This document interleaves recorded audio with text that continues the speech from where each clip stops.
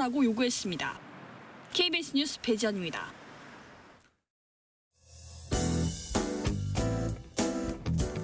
지금까지 KBS 뉴스 광장을 1텔레비전과 동시에 들으셨습니다. 지금 시각 6시 15분입니다. KBS.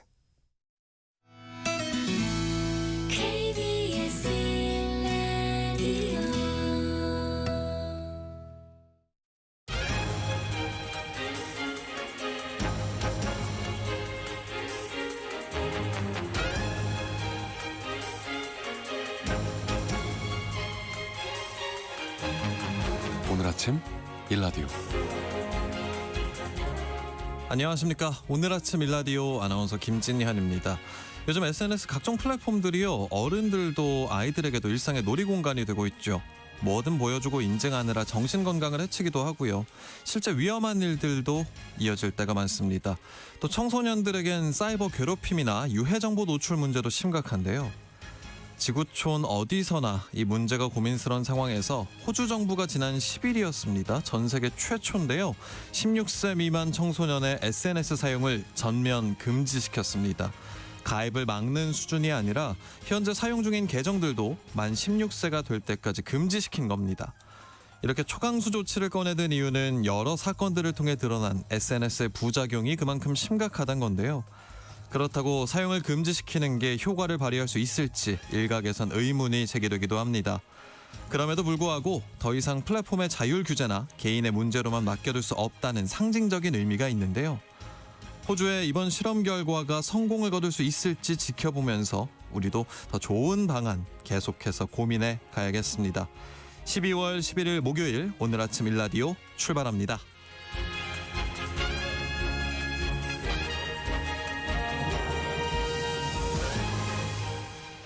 오늘 아침 일라디오 이 시간은 물론이고요. KBS 일라디오의 모든 프로그램은 유튜브 KBS 일라디오 공식 채널이나 모바일 콩 애플리케이션 통해서 실시간으로 함께 하실 수 있습니다. 오늘 농수산 이슈 시간에는 사건 사고가 끊이지 않는 농협 개혁을 위해 정부와 지자체가 나섰는데요. 개혁안과 자구책에 대해 살펴보고요. K 콘텐츠를 소개합니다 시간에는 더보다라는 시사 다큐멘터리에서 마약이 몰려온다 편 소개해드리겠습니다.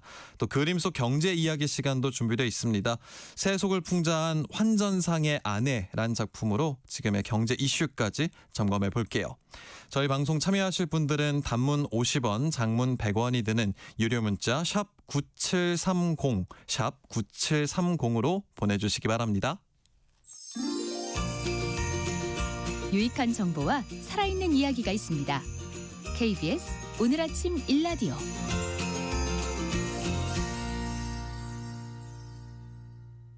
농업협동조합은 사회경제적으로 취약한 농민들이 권익을 찾기 위해 만든 조직이죠. 농협이 제 역할을 하고 있는지 의문이 좀 듭니다. 전국의 지역 농협 또 농협중앙회에서 금품 수수, 이권 개입, 선거 비리 같은 부정적인 소식들이 끊이지 않고 있는데요. 정부가 농협 개혁에 강한 의지를 드러냈습니다. 오늘 농수산 이슈에서는요, 농협 개혁을 위한 정부와 민간의 노력과 농협중앙회 혁신안까지 살펴보겠습니다. 한국농정신문 원재정 기자 전화 연결돼 있는데요. 안녕하십니까, 기자님?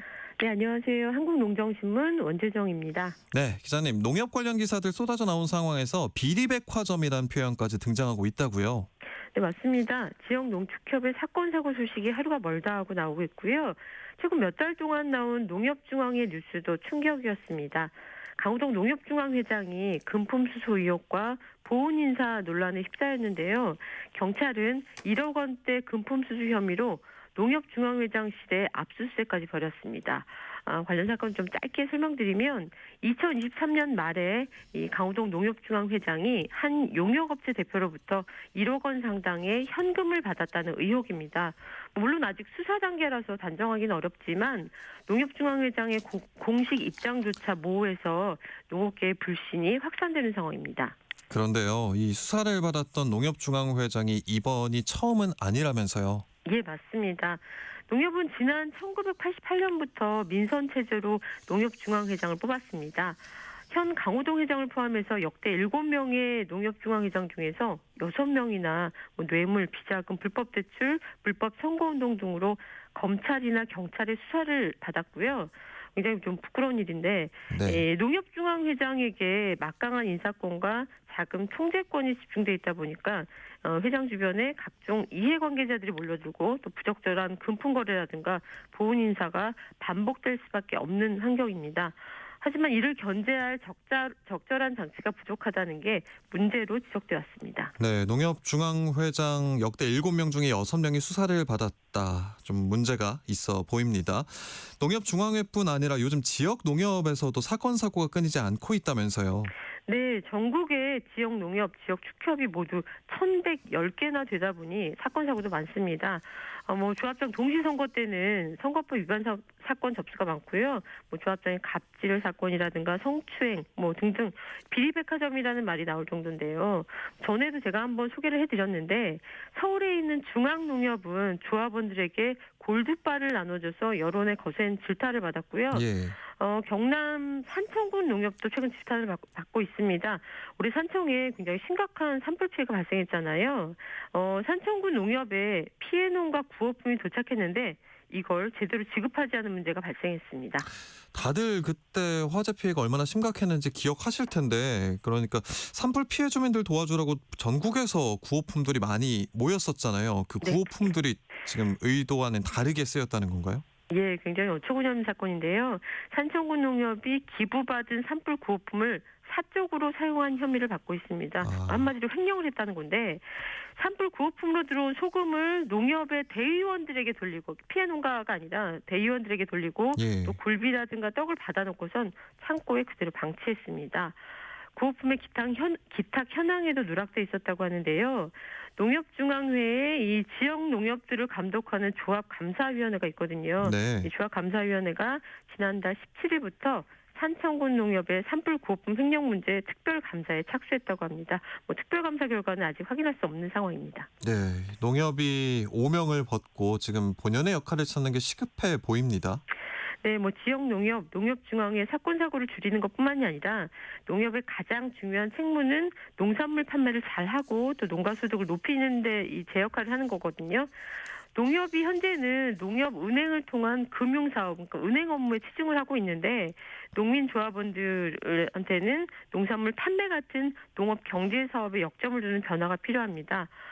과거에도 농협개혁 요구가 계속 이어져 왔지만 다른 이슈들에 묻혀서 곧 잠잠해지기 일쑤였거든요.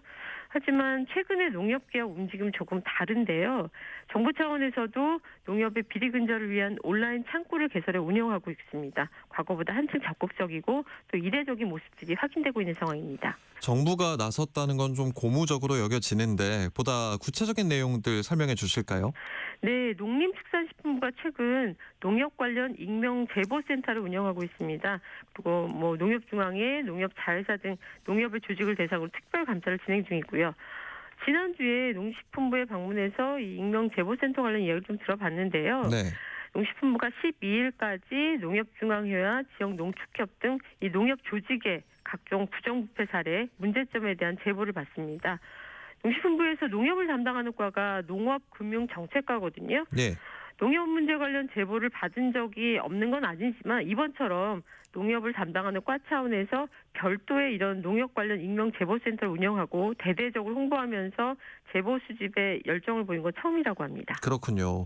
정부의 제보센터 얘기를 해주셨는데 정부뿐만 아니라 민간에서도 제보센터 운영한다고요? 네, 맞습니다. 전국 단위 농민단체인 전국 농민의 총연맹이 별도의 제보센터를 열었습니다. 농식품부가 운영하는 제보센터는 증빙 자료를 반드시 제출해야 하거든요. 근데 반면에 전농의 제보센터는 정황만 있어도 제보하라 이러면서 문턱을 좀 낮췄습니다.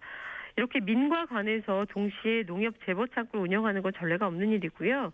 그만큼 농협 개혁이 국가적 사안으로 자리했다 이런 의미로 해석할 수 있습니다. 그렇군요. 농협중앙회 내부에서도 이제 조직 혁신 바람이 불고 있다는 긍정적인 이야기 들렸습니다. 최근에 혁신안 내놨다고 하는데 자세히 좀 짚어주실까요? 예, 농협중앙회가 지난달 12일 농협 조직의 고강도 개혁을 위한 3대 전략을 발표했습니다. 농협은 3대 전략을 발표하면서 최근 잇따른 사건 사고로 훼손된 국민의 신뢰를 회복하기 위한 목적이다 이렇게 밝혔는데요. 우선 농협중앙회의 지배구조를 혁신하겠다고 밝혔고 네. 또 하나 지역 농축협의 부정부패 제로화 그리고 농업인의 부채 탕감 등의 내용이 핵심입니다. 이와 관련해서는 집행간부의 절반 이상을 교체하는 대대적인 인사 단행했고요. 인적 쇄신을 하겠다는 그런 의지를 밝혔고요. 예. 또 사건 사고가 발생한 지역 농축협의 중앙회 차원의 지원을 전면 중단하겠다 이렇게 밝혔습니다. 부채 탕감과 관련해서는 농민들 중에서 장기 연체 채권을 소각을 해서 신용 회복을 지원하겠다는 건데요. 이 농협중앙회가 3대 전략을 어떻게 실행할지 좀 계속 지켜봐야 할 것 같습니다. 네, 말씀하신 것처럼 인적 쇄신에 더해서 여러 제도적 개선이 이어져서 농협이 이번 기회에 좀 농민을 위한 조직으로 다시 한번 재탄생했으면 좋겠다는 생각이 드네요. 네, 농협의 개혁 선언이 연일 이어지고 있는데요. 농협이라는 거대 조직이 개혁 의지를 밝힌 게 사실 이번이 처음이 아니다 보니까 이를 고지고대로 받아들이기 어렵다 이런 시각도 존재하긴 합니다. 그럼에도 이번 농협 개혁에 또 한 번 희망을 거는 이유도 있는 게 이재명 대통령도 촉각을 곤두세우고 있고 또 민과 간이 각각 농협 개혁을 위해 적극 움직이는 열의도 가세하고 있기 때문인데요. 농업계는 이번이 농업 개혁의 마지막 기회다 이렇게 여기고 있습니다. 네. 농협은 읍면 단위까지 촘촘한 조직망을 갖춘 대규모 조직인데요. 이 조직이 하나로 움직이면서 제대로 역할을 수행한다면 농민들의 삶은 지금보다 분명히 나아질 수 있다고 생각합니다. 네, 의지를 가진 지금부터가 중요할 것 같습니다. 이번이야말로 농민을 위한 농협으로 재탄생할 수 있기를 저도 함께 기대해 보겠습니다. 지금까지 한국농정신문 원재정 기자였습니다. 오늘 말씀 잘 들었습니다, 기자님. 네, 고맙습니다.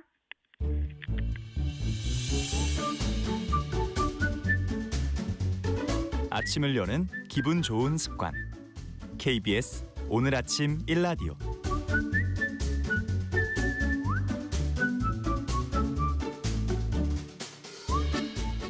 셀 수 없이 많은 콘텐츠들이 쏟아져 나오고 있는 시대입니다. 재밌고 유익한 콘텐츠들도 있는 반면에 그렇지 않은 콘텐츠들도 넘쳐나는 게 사실인데요. 저희 오늘 아침 일라디오 정현재 PD가 아주 유익한 저희 KBS의 콘텐츠들 골라서 소개해드리고 있죠. K 콘텐츠를 소개합니다. 시간 함께 갖겠습니다. 정현재 PD 어서 오시죠. 안녕하십니까. 네. 저도 사실 방송 생활하면서 이 코너 관심 있게 들었는데요. 아유, 오늘 또 소개해 주실 콘텐츠 뭔지 기대가 됩니다. 네, 오늘 콘텐츠는요. 저희 1TV 일요일 밤 10시 20분에 방송되는 더보다라는 시사 다큐멘터리에 마약이 몰려온다 네. 편입니다. 네, 지난 12월 7일에 방송이 된 편인데요.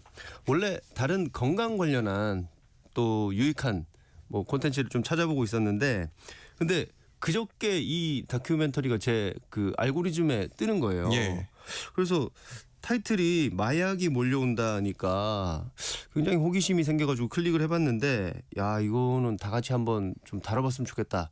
들어보셨으면 좋겠다라는 생각이 들더라고요. 사실 저희가 아침 프로잖아요. 예. 매우 아침 프로에 이거 약간 무거울 수 있는 마약 이야기로 하루를 시작하는 게 조금은 부담될 수도 있지만 네, 그랬는데 그래도 이게 좀 많이 심각한 상황인 것 같아서 네. 한번 들어봤으면 좋겠다는 생각을 했습니다. 이거 한 5, 6년 전만 해도 저희가 마약 총정국 이런 얘기를 들을 법도 했는데 우리나라가 근데 오늘 요 콘텐츠를 같이 들어보시면 좀 생각이 많이 바뀌실 것 같다는 생각이 들거든요. 그래요. 이제 먼저 최근에 적발된 사례 같이 한번 들어보시죠. 최근 제주 해안가에선 중국 차상품으로 위장한 신종 마약 케타민이 10여 차례 발견됐습니다. 누가 어디서 흘려보낸 걸까? 문제는 출처가 어디든 우리 해안으로, 우리 사회로 마약은 계속 스며들고 있다는 겁니다. 태국에서 국내로 들어온 국제 특송 화물, 겉으로 보기엔 평범한 전압 안정기입니다. 부품을 뜯어내고 꽁꽁 감긴 철심을 자르고 단단한 철판까지 제거하자 하얀 알갱이가 모습을 드러냅니다. 나 진짜 살다가 이렇게 힘든 작업은 처음 보네 진짜. 간이 시약 검사 결과 필로폰이었습니다. 지난해 멕시코에서 출발해 울산에 들어온 한 화물선. 잠수부가 배 밑바닥에서 무언가를 건져 올립니다. 그 속에서 나온 건 코카인 28kg, 94만 명이 투약할 수 있는 양입니다. 올해 1월 부산항에 입항한 화물선 바닥에선 코카인 100kg이 적발됐습니다. 지난 4월 강원 강릉 옥계항, 멕시코에서 출발한 화물선의 기관실 밀실에서 코카인 1,690kg이 발견됐습니다. 한국에서 적발된 마약 사건 가운데 최대 규모였습니다. 불과 한 달 뒤 부산 신항에 입항한 에콰도르발 화물선에서도 코카인 600kg이 추가로 적발됐습니다. 그 사람들 입장에서는 10개 중에 1개만 통과하면 되거든요. 그러면 이제 이익이 남는 구조니까. 그러니까 이게 어느 한 개인이 할 수 있는 게 아니라는 거죠. 결국에는 마약 조직 차원에서 그렇게 계속 할 수 있는 거죠. 잠깐만요. 저희가 지금 들려드린 내용에서도 24kg의 코카인이 94만 명을 투약할 수 있다고 했는데 네네네. 기관실 밀실에서 발견된 코카인 양이 지금 1,690kg이라고요. 예. 이 정도면 얼마나 많은 사람이 투약이 가능한 양인가요? 네, 그래서 제가 뭐 제미나이라든가 이런 쪽에 막 알아봤어요. 네. AI에 이거 1회 투약량이 얼마야? 뭐 이렇게 해봤더니 여러 보도를 종합해서 얘기를 해주는데 1회 투약량이 0.03g이라고 합니다. 그러면은 계산을 해보면은 3g도 아니고 0.03g. 네, 0.03. 이 코로 이렇게 하는 영화에서 보신 적 있죠? 그게 코카인이라고 하는데 계산해 보면은 5,633만 회. 거의 우리 국민 그렇죠. 모두가 한 번에 맞을 수 있는. 올해 우리나라 인구 추정치가 5,100만여 명이라고 하니까 그보다 네. 더 많이 할 수 있는 거죠. 그러니까 이게 한 번 걸린 게 그런 거예요. 네. 총량은 훨씬 많다는 거죠. 근데 문제는 이렇게 들어오는 것뿐만 아니라 세관을 통해서 또 들어오다가 적발된 것도 훨씬 늘고 있다고 하거든요. 이게 왜 이렇게 많이 마약이 지금 들어오고 있는지를 또 한번 들어보시죠. 동남아에서 배송된 폼매트. 겉면을 뜯어내자 분홍색 알약이 가득합니다. 신종 마약 야바입니다. 태국에서 주로 생산이 되는 거고 심각한 중독성으로 인해서 판매가 금지된 약품입니다. 커피 원두 엑스레이에선 의심스러운 신호가 포착됩니다. 포장지를 뜯어보자 원두 속에 숨겨진 또 다른 검은 봉지. 역시 필로폰이 들어있습니다. 올해 들어 지난 10월까지 세관에 적발된 마약은 2,900kg. 이미 연간 최대치를 넘었습니다. 올해 인천공항에서 적발된 마약만 800여 건. 특히 여행객 반입이 크게 늘었습니다. 한국으로 들어오는 마약은 왜 이렇게 급격하게 늘고 있을까? 취임과 동시에 마약과의 전쟁을 선포한 트럼프 대통령. 베네수엘라 앞바다에서는 마약 운반선이 격침되는 일까지 벌어졌습니다. 미국 쪽이 마약 관련해서 국경을 굉장히 강력하게 봉쇄를 하고 있다 보니까 남미 쪽에 있는 마약 카르텔들이 북미로 보내야 될 그 마약들을 북미 시장에서 소비를 못하다 보니까 그걸 새로운 판도로서 아시아 시장을 개척하려 한다라는. 활로를 찾아 아시아까지 눈을 돌린 남미 조직들. 그 길목엔 우리나라도 있습니다. 부산은 국제적인 컨테이너 물류 허브지 않습니까? 싱가포르, 홍콩, 두바이, 네덜란드 이런 나라들이 주요 마약의 경유지로서 활용되고 있습니다. 그만큼 물류나 교통이 발달되어. 새로운 팔로로 지금 아시아가 꼽히고 있다니 기가 찰 노릇인데요. 예. 말씀 이 방송 들은 것처럼 네. 이렇게 많은 양이 들어오면 막아내기가 쉽지가 않을 것 같습니다. 그러니까요. 방금 전에 인서트에서도 나왔지만 세관으로 들어오다가 적발된 게 2,900kg이라고 그러잖아요. 이게 뭐 배나 이런 쪽에 이렇게 붙여서 숨겨 들어오는 게 아니고 세관으로 이렇게 들어오다 걸린 거. 사실은. 이게 양이 엄청난데 영상으로 또 보시면은 이거를 그 밀수를 하려고 기상천외한 방법들을 다 쓰고 있습니다. 예전에 그냥 우리가 마약 밀수 뭐 생각했을 때 신발 밑창 뭐 이런 거 생각했지 않습니까? 몸 어딘가에 붙여서 들어오거나. 그러니까요. 그런 때랑은 차원이 다릅니다. 아까 첫 번째 인서트에서 그 전압 안정기를 이렇게 막 뭐라 그러죠? 분해하시는 분이 진짜 살다 이렇게 힘든 작업 처음 본다라고 말씀하신 적이 있어요. 전압 안전기요? 네, 전압 안정기. 이게 이제 저희가 잘 모르는데 그러니까 완제품인데 무슨 코일 같은 걸 빽빽하게 감아놓은 거예요. 철제로 된 기계 같은 걸 거 아니에요? 그렇죠. 근데 코일도 빽빽하게 감아놓은 거니까 이게 인력으로 만드는 게 아니고 기계 작업이 분명히 들어가는 겁니다. 완제품을 만드는 거예요. 근데 그 안에 공간에 필로폰이 빽빽 다른 쪽으로 쓰면 굉장히 사회에 도움이 될 것 같다. 그런 생각이 들 정도입니다. 그러네요. 그러니까 이걸 보면서 드는 생각이 예전에 스타크래프트 하셨어요? 그럼요. 지금도 좋아합니다. 보면서 드는 생각이 예전에 스타크래프트 하셨어요? 그럼요. 지금도 좋아합니다. 지금도 좋아합니다. 하십니까? 스타크래프트 옛날에 할 때 보면 내가 그 방어 물약을 유닛들을 많이 만들어 놨는데도 불구하고 공격 유닛들이 너무 많이 오면 속수무책이잖아요. 뭐 의미가 없죠. 막을 수가 없잖아요. 네. 약간 지금 그런 느낌입니다.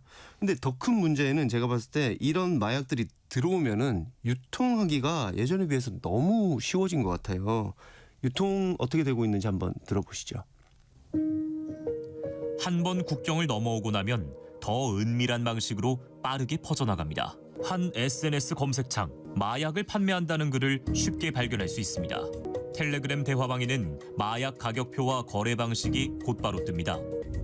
좌표, 즉 정해진 위치에 마약을 숨겨두고 구매자가 찾아가는 방식, 일명 던지기입니다. 예전 같았으면은 누군가 마약을 유통하는 사람을 알아야지만 필로폰을 살 수 있었고 누군가 필로폰을 투약하고 있는 사람을 알고 있어야지만 가능했다면 요즘에는 전혀 아는 사람이 없더라도 인터넷에서 잠깐만 검색을 해도 판매선과 연락이 닿을 수 있고 쉽게 구입할 수 있게 되는 것이죠. 같은 대화방엔 건당 얼마, 매달 꾸준한 수익 같은 유혹적인 문구도 올라옵니다. 마약을 숨기고 전달할 사람, 일명 드라퍼를 모집하는 겁니다. 취재진이 드라퍼를 할 수 있는지 묻자 각종 증명서와 신분증, 보증금까지 요구하며 빠져나갈 틈을 남기지 않습니다. 어떤 방식으로 일하면 되는지 묻자 야산, CCTV 없는 곳에 묻고 좌표와 사진 등을 보내라고 구체적인 지시가 내려옵니다. 여기엔 10대, 20대 청년층도 빠르게 유입되고 있습니다. 누구나 쉽게 마약을 접할 수 있는 시대가 되었기 때문에 10대, 20대들이라고 해서 성인 인증을 요구하지 않고 그 가격도 이 마약을 쉽게 구할 수 있는 것만큼 상대적으로 가격이 떨어졌고 지난해 마약류를 취급하다 적발된 사람은 2만 3천여 명, 6년 새 2배 정도 늘었습니다. 6년 새 2배 정도 늘었다. 이것도 많은 것 같은데요. 잠깐 용어가 나왔는데 드라퍼.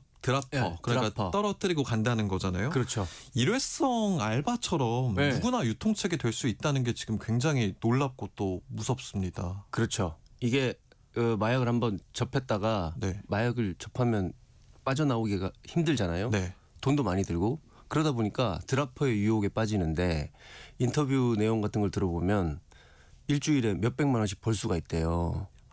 네. 네. 그러니까 그렇게 벌어가지고 또 마약을 또 하고 계속 악순환의 고리에 계속 이렇게 빠지게 됩니다. 이게 예전과 다르게 접하기가 너무 쉬워졌어요. 우리 그 KBS PD 중에 마약 실태를 굉장히 오랫동안 취재해 오신 분이 계신데 그분 예. 말씀을 들어보면 진짜 한 30분만 있으면 텔레그램에 가입해서 접할 수가 있다.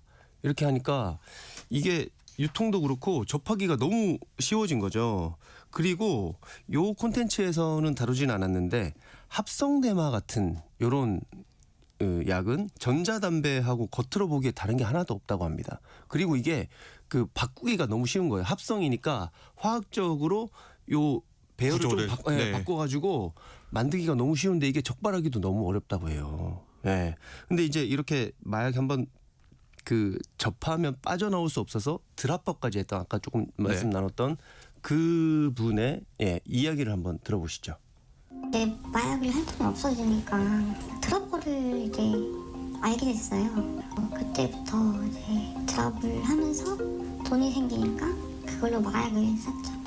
그렇게 마약을 유통해 돈을 벌고 그 돈으로 또 마약을 구입하는 악순환이 반복됐습니다. 마약에 중독되기 전까지 응급구조사로 일하며 평범한 일상을 보내던 수정 씨. 하지만 단 한 번의 마약 노출은 그녀의 삶을 완전히 바꿔놨습니다. 머리가 아파요. 머리 아프고 막 갈기갈기 찢어지는 것 같은 고통? 손이 떨리고 살이 너무 많이 빠지고 말도 오느라고 하니까 제가 여기 왔을 때 IQ를 했는데 78이 나오더라고요. 마지막에 잡혀갔을 때 구속돼서 형사들이 정해진 거 왔을 때 거의 죽을 지경이었어요. 저는 그때 차라리 교도소에 들어간 게 제 삶의 터닝포인트가 아닐까 그렇게 생각하고 지금 여기 다라크에서 열심히 해옥하고 있어요. 정말 한 번이라도 빠져서 안 되겠다는 생각이 다시 한번 듭니다. 네, 그렇습니다. 좀 전 인터뷰는 이제 지난 6월에 방송된 추적 60분에서 가져온 건데요. 좀 관심 있으신 분들은 그 프로그램도 찾아보시면 좋을 것 같습니다. 아, 이거 참 위험하다 이런 생각이 들었는데 그럼에도 불구하고 그나마 다행이라면은 사회 곳곳에 그래도 이제 마약 중독자 회복 시설이 있다는 점인데요. 끝으로 리본하우스라는 시설에서 회복하고 계신 분들의 당부 말씀 한번 들어보시죠. 마약에 갇혀 살아온 사람들이 새로운 삶을 배우는 곳. 40년 넘게 마약에 중독돼 삶의 대부분을 잃어버린 이 남성은 이제야 비로소 벗어날 길을 찾았습니다. 23살 때부터 이걸 했습니다. 혈봉을 했습니다. 만 42년 했죠. 전가가 혈봉 전가면 15개입니다. 그래서 전역은 26년 살았습니다. 가정생활도 엉망되어버리고. 올해 60대인 그는 텔레그램도 가상자산도 몰랐던 세대입니다. 지금의 환경은 자신이 마약을 접하던 환경보다 훨씬 더 위험해졌다고 말합니다. 몇 번 출구에 지하철 보면 있다. 정확하게 있습니다. 옷에는 그래야 하거든요. 너무 쉽게 하지 않습니까? 그런 거 보면 마음 아프죠, 나도. 이곳을 운영하는 원장 역시 19년째 마약을 멀리하고 있습니다. 그 비결은 단 하나. 약을 한 번도 안 받다는 거예요, 식구들도. 철저하게 그쪽으로는 안 가야 된다. 그래서 회복 환경이 필요한 거죠. 아침부터 다루기엔 좀 무거운 주제였기도 하지만 많은 국민들의 관심이 필요한 사안인 것 같습니다. 정말. 네, 많은 분들이 관심을 가져주시면 좋을 것 같습니다. 네, 저도 다시 보기 한번 봐야겠어요. 정현재 PD 오늘도 놓치기 아까운 K 콘텐츠 소개 잘 들었습니다. 고맙습니다. 네, 고맙습니다.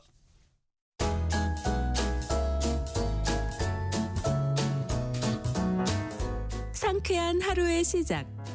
KBS 오늘 아침 일라디오. 분위기를 좀 환기해 보죠. 미술로 풀어보는 그림 속 경제 이야기 시간 준비되어 있습니다. 경제 이야기꾼 김치형 경제뉴스 크리에이터와 함께합니다. 반갑습니다. 네, 안녕하세요. 네, 저는 오늘 처음 뵙고 네. 이렇게 첫 인사드리는데요. 이 코너에서 풀어내신 얘기가 책으로 나왔다는 얘기 접했습니다. 그렇습니다. 원래 책을 생각하고 글을 쓰던 와중에 여기 출연 의뢰가 들어와서 여기서 이야기를 좀 풀었었는데 그 이야기에다가 조금 더 제가 추가하고 해서 책을 한 권 냈습니다. 한 점 그림으로 읽는 경제라는 제목이고요. 예. 여기서 푼 거 말고도 다양한 얘기가 있으니까 관심을 좀 가져주시면 좋죠. 경제뿐만 아니라 이렇게 문화 예술에 관심이 있으신 분들 보시면 너무나 좋을 것 같다는 생각이 듭니다. 감사합니다. 그러면 오늘 경제 얘기로 엮어주실 그림 속으로 한번 들어가 볼게요. 네. 어떤 그림 준비하셨나요? 오늘은 환전상과 아내라는 그림이고요.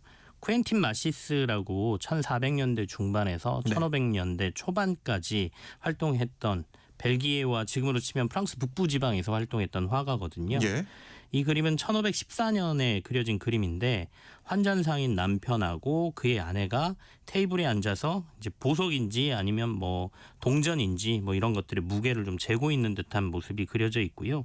테이블 위에는 동전하고 보석이 이렇게 박혀 있는 반지들도 좀 이렇게 놓여 있습니다. 예. 또 특이하게 안에는 책을 이렇게 펼치고 있는 모습이 같이 그려져 있어요. 이들의 모자부터 옷 그리고 뒤편의 선반의 물건들 이런 것들이 굉장히 세밀하고 정교하게 그리고 균형감 있게 그려진 그림입니다. 네, 여러분도 그림과 함께 보시면 더욱 재미가 있을 것 같습니다. 네네. 환전상과 아내 지금 인터넷 켜서 이렇게 같이 보시면서 함께 들으시면 재밌을 것 같아요. 지금 보니까 말씀하신 것처럼 보기에는 동전 같은 걸 남편이 이렇게 보고 있습니다. 네네. 동전을 저울에 달기도 했을까요? 이 그림 어떤 의미인지 좀 더 설명해 주시면 당시에는 동전을 꼭 달았어야 했죠. 금화나 은화 같은 걸 사용하게 되면 무게가 굉장히 중요했거든요. 다른 불순물들이 그죠? 섞여 있을 수 있고 그러니까 재는 거는 분명히 있었을 것 같은데 명확히 이게 동전을 재는 건지 뭔가를 재는 건지는 그림만 봐서는 알 수는 없는데 이 시기는 르네상스 시대를 지나면서 미술에도 약간 과도기적인 시도들이 담겨 있는 모습을 그려진 그림인데요. 예. 그러니까 세속적인 소재하고 르네상스 시대 이전에는 전부 종교적인 소재가 세상을 차지했던 상황이니까 그렇죠. 뭐 성병의 장면이나 이런 것들이 그려졌잖아요. 네. 근데 이제 종교적 색채하고 세속적인 소재가 같이 버무려져 있는 작품이에요. 그러니까 화가 쿠엔틴 마시스는 이처럼 두 개를 섞으면서 세상을 좀 풍자하는 그림을 많이 그렸는데 네. 그 대표작이 바로 이 환전상과 아내라는 그림이라고 보시면 되고요. 첫 번째는 굉장히 진지한 모습으로 남편과 아내가 이렇게 그려져 있거든요. 네. 근데 사실 당시의 환전상은 매우 약간 멸시받는 직종 중에 하나였습니다. 경제적으로는 풍요했더라도 환잔상한 사람들이 좀 어떻게 보면 대부업 같은 거였거든요. 물질을 중시한다. 좀 싫어했거든요. 네. 근데 그 사람을 굉장히 진지하게 그려놓음으로써 이 자체도 약간 풍자적인 그림이고요. 그리고 대표적으로 이 그림에서 아내가 이제 아까 책을 손에 이렇게 잡고 있다 펼치는 모습을 그렸다고 그랬지 않습니까? 이 책이 바로 성경책입니다. 그러니까 세속적임의 가장 대표격인 돈에는 두 사람이 시선을 못 대고 있으면서 손은 성경책을 잡고 있는 이 모습 자체로 세상을 풍자하고 있다. 또 책 앞에 놓인 조그만 거울도 있거든요. 네. 이 거울이 창밖의 모습이 이렇게 비춰진 비춰져 모습이 있어요? 잘 그려져 있습니다. 근데 자세히 보면 이 창틀이 십자가 모양으로 이렇게 탁 나와 있거든요. 그러네요. 그러니까 작가가 의도적으로 종교하고 세속적인 걸 여기다 이렇게 담아놨다고 보셔야죠. 아내가 분명 성경책을 펴고는 있지만 사실 네. 눈길은 이 남편이 들고 있는 보석인지 동전과 동전인지 뭐 네. 이것만 쳐다보고 있지 않습니까? 그러네요. 거기에 이 거울에 비춰진 창틀의 십자가까지 말씀을 듣고 나니까 하나하나 더 자세하게 보입니다. 저울은 뭔가 물질적인 것과 영적인 신앙, 마음가짐 이 사이에서 무게중심을 맞추려는 그런 의도가 담긴 게 아닐까. 좋은 해석입니다. 맞나요? 네. 그런 해석을 저희가 그림이라는 거는 네.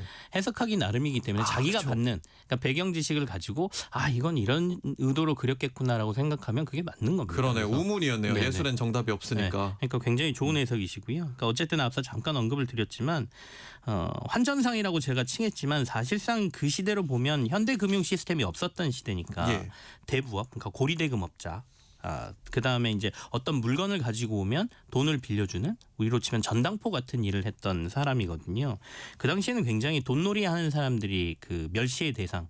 왜냐하면 성경책에 보면 너의 가족들이나 친족에게는 이자를 받지 말라. 돈을 빌려주더라도 물건을 빌려주더라도 이자 받는 행위를 하지 말라라는 그 구절이 있습니다. 그렇군요. 그것 때문에 그 당시에 이 대부업을 하는 사람들은 굉장히 멸시를 받았기 때문에 어쨌든 이런 그림을 통해서 그런 것들을 풍자하는 이런 게 담겨 있다고 봐야 되겠죠. 단순히 잘 그린 그림만이 아니네요. 네네. 당시에 그러면 이 그림과 경제는 어떤 연관이 있는지도 궁금해지는데요. 제가 이제 대부업이라고 말씀드렸으니까 금융 시스템하고 조금 연결을 해보고 싶고요. 그리고 또 하나의 키워드 중 하나는 유대인이거든요. 유대인이요? 여기에 그려진 환정상도 사실은 유대인입니다. 그 당시에 멸시받는 업종이었던 이 대부업은 유대인들이 대부분 다 했어요.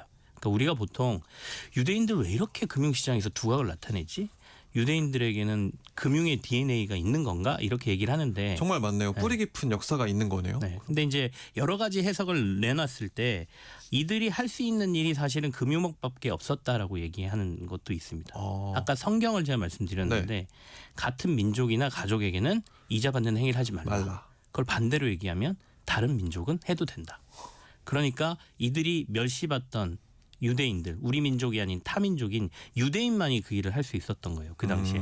비록 멸시는 받았지만 이 사람들은 할 수 있는 일은 그거였기 때문에 대부업을 어렸을 때, 그러니까 매우 옛날부터 역사적으로 계속 금융업을 해왔던 거고요.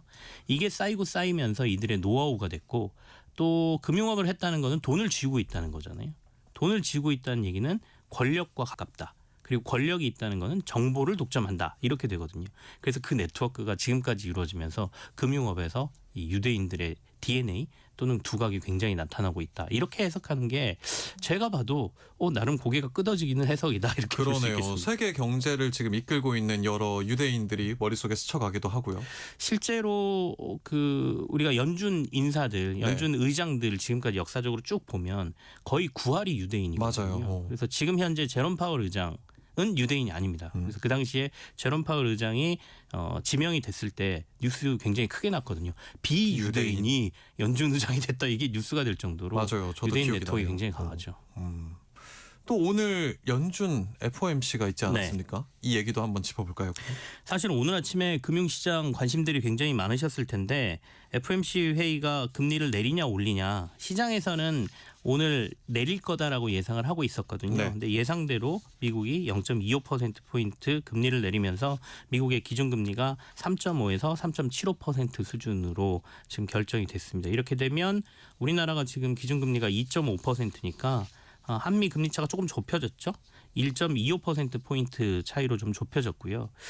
요즘 환율이 너무 높아서 걱정들이 많으신데 미국의 금리 인하가 되면서 달러 값이 조금 떨어진다라고 하면 이 원화 값이 조금 오르는 현상, 그래서 달러가 조금 그러니까 원화가 좀 진정되지 않을까, 오르는 폭이, 여기에 대한 얘기들이 있고요. 또 다른 관심은 이제 이미 시장에서는 금리를 내릴 걸로 봤기 때문에 예. 저희가 이제 연준이 3, 6, 9, 12월에는 점도표라 그래서 올해 연말, 내년 연말에 내가 생각할 때는 미국의 기준금리가 이 정도 갈 거야라고 그 연준 인사들이 점을 찍거든요. 네. 지난번에 한번 제가 점묘화를 가지고 이 점도표를 여기서 얘기한 적이 있는데, 그러셨군요. 네, 그래서 이 점도표를 찍어놓은 걸 보고 내년에도 금리가 내릴까, 이걸 이제 전망을 합니다. 그러니까 12월에 점도표를 봤더니 9월하고 변화가 없더라. 그러면 뭐냐? 내년에 한 번 정도 금리 인하를 더 할 것 같다라고 찍었어요. 시장은 사실 두세 번 했으면 좋겠다는 기대를 가지고 있는데 그래도 미약하긴 하지만 내년에도 금리 인하가 좀 이어지겠구나라는 기대감은 살아 있고요. 그리고 이제 아까 제롬 파월 의장이 유대인이라고, 비유대인이라고 제가 말씀드렸는데 이분의 임기가 이제 내년 초에 끝납니다. 예. 그래서 캐비넷 시시라는 지금 백악관 경제자문위원장이 아마 차기 연준 인사가 될 것으로 보이는데 이분은 트럼프하고 코드가 맞는 사람이어서 나 계속 금리 내릴 거야 막 이러고 있습니다. 그래서 아마도 내년에도 금리 인하 기조는 좀 유지될 건데 시장의 예상보다는 조금 금리 인하 속도는 좀 떨어질 것 같아서 오늘 미국 시장은 오르긴 올랐는데 아주 환호하면서 오르지는 않고 야 그래도 좀 다행이다 이러면서 오른 이런 모습이 나타났죠. 안도의 상승이 네네. 있었죠. 그래도 이제 긍정적인 건 미국의 기준금리 인하하면서 네. 우리나라와 금리 차가 조금 좁혀졌잖아요. 네네네. 이 부분에 대해서도 한번 설명해 주시면 좋을 것 같습니다. 그게 이제 앞서 제가 얘기한 것하고 연결되는 건데 우리는 사실 미국하고 금리가 역전이 되는 상황이 나오면 우리나라에서 자금이 엄청나게 빠져나갈 것이라고 우려들 많이 했었는데 이미 역전 상황은 굉장히 오래됐지 않습니까? 근데 이제 최근에 들어와서의 걱정은 달러가 워낙 강세를 나타내다 보니까 결국에는 원화값이 약해지면서 환율이 막 치솟으면서 지금 1,470원, 80원 막 이렇게 가고 있거든요. 예. 만약에 환율이 1,500원 가면 진짜 우리나라 뭐 예전에 외환위기 오는 거 아니야 이런 걱정들 하시는 분들도 꽤 계시는데 여기서 이제 조금 환율이 진정될 수 있는 분위기를 만들었다라는 게 오늘의 미국의 금리 인하가 굉장히 큰 단초가 될 것 같고요. 그리고 환율 얘기가 나왔으니까 경제적으로 조금만 더 말씀을 드리면 외환위기까지 걱정할 상황은 아니다라고 말씀하시는 경제 전문가가 많은 이유는 예전에 우리가 1,500원 환율 1,600원 막 이렇게 갈 때는 수출도 못하고 경제가 진짜 엉망이었거든요. 경제 구조가 좀 불안정했었죠. 네네. 그 당시에는. 근데 지금 상황은 경상수지 흑자도 올해 가장 최고로 날 것 같고요.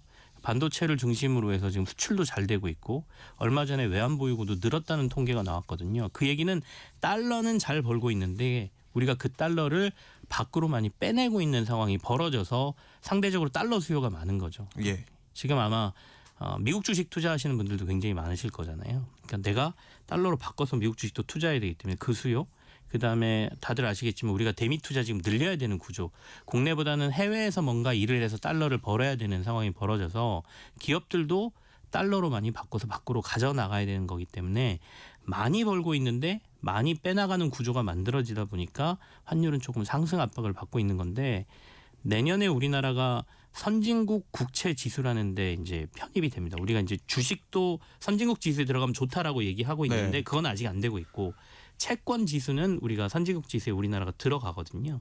그러면 그 지수에 편입되면 글로벌 큰 자금들이 우리나라 국채를 더 많이 사야 돼요. 그래서 내년에는 그 자금들이 꽤 우리나라에 들어올 걸로 보여서 그게 이제 본격적으로 하반기에 편입이 되는데 상반기에 조금씩 우리나라 국채에 사는 달러들이 많이 들어오면 지금보다는 환율이 조금 안정권에 들어가지 않겠느냐. 그러면 이렇게까지 걱정은 안 해도 된다라는 게 요즘 전문가들의 얘기입니다.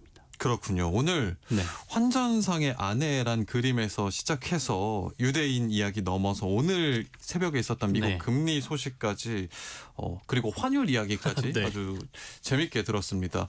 아까 책 제목이 뭐라고 하셨죠? 한 점 그림으로 읽는 경제고요. 뭐 경제를 아주 많이 아시는 분들은 너무 쉬운 책이고 나 경제 이제 조금 발을 들여보고 싶어. 오늘처럼 그림 얘기하다 뒤쪽으로 여기까지 가네? 이렇게 생각하시면 그래도 접하시면 재밌을 책이라고 생각합니다. 경제 이야기를 문화예술로 쉽게 접할 수 있는 책이 아닐까 싶습니다. 그림 속 경제 이야기 코너 오늘 마지막으로 흥미롭게 들었습니다. 감사합니다. 김지영 큐레이터. 고맙습니다. 네, 오늘 아침 일라디오 저희가 준비한 소식은 여기까지입니다. 지금까지 아나운서 김진현이었고요. 저희는 내일 또 찾아뵐게요. 함께해 주신 여러분 고맙습니다.